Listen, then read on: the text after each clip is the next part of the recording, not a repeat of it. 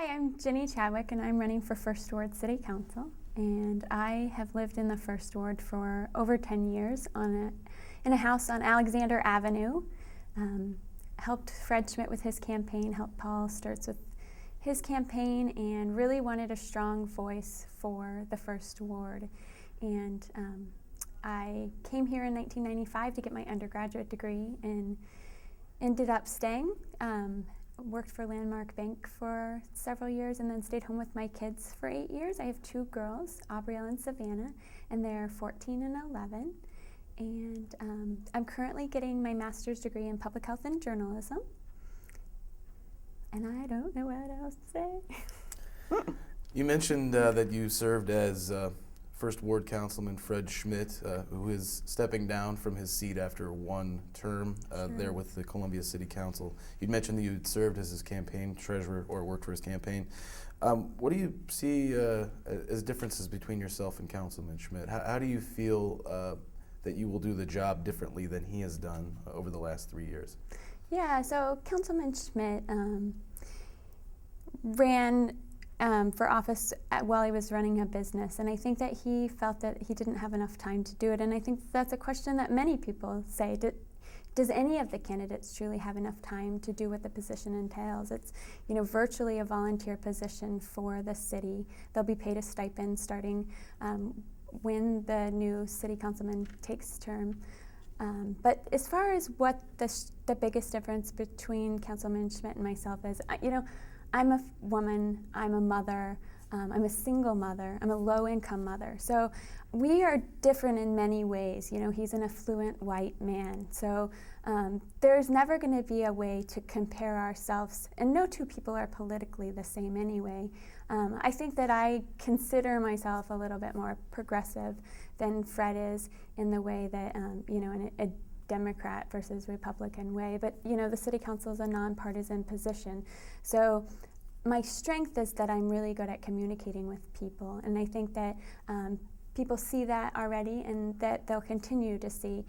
I've made my information available to everyone, my email address, my phone number, and I want to be very accessible, and I return your calls very promptly. And I know that that's one thing that many constituents in the First Ward, especially going door to door, I hear is that they had trouble connecting with the First Ward representative and getting follow-up from them. So I look forward to being a strong listener and a strong voice for the First Ward people.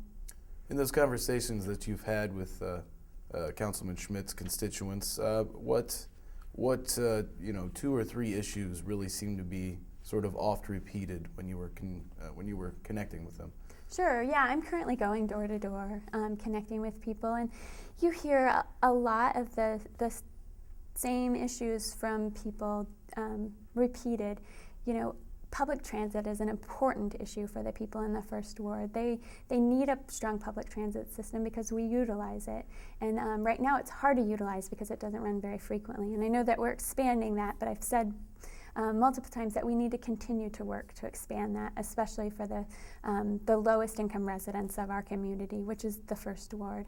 Another issue I hear is, stormwater and sewer issues. I've got sewage backing up in my basement. I've got stormwater running down my driveway, and it's, deteriorating the side of my house, and it's now caving in. So I hear those issues from people, and that was one of the issues that a constituent said, I called Fred multiple times on this issue, and I didn't get a response, and I called Barbara Hoppy, and she came over to the First Ward and finally got the city to do something about it. So the constituents of the First Ward have had to go and reach out beyond their First Ward City Council representative because they weren't being advocated for. So I look forward to advocating for the people and hearing their issues. We want strong neighborhoods, strong neighborhood associations. So as a city, to continue to support the neighborhoods and neighborhood associations and allowing them to have a strong voice for issues on the city council is important to me. And I've been meeting with the neighborhood associations and listening to their issues. We have a neighborhood forum coming up here on Saturday. So on Wednesday, the City Council approved 2 development agreements to allow roughly 600 new beds of student housing to be constructed very close to the University of Missouri campus. Did they make the right moves on approving those two agreements in your mind? And if you were on council, hypothetically, would you have made the same decision? They made a choice in what they thought was right for the city. I think that the level of where the Columbia Property LLC was at, and then that decision, they made the right one. They had been approved for that back in July and had been put on hold because of the infrastructure issue. What's really important is that as a city, we put the infrastructure issue in the forefront and really find a solution that works for everybody, to get people to really come together and talk. And I know that we've heard an idea from Councilman Scala and from Ian Thomas. And so to get more people to the table and hear and come up with a solution that everybody accepts is really important. When the TIF came along and was proposed, it was really controversial. Many people spoke against it, including the county, the school board.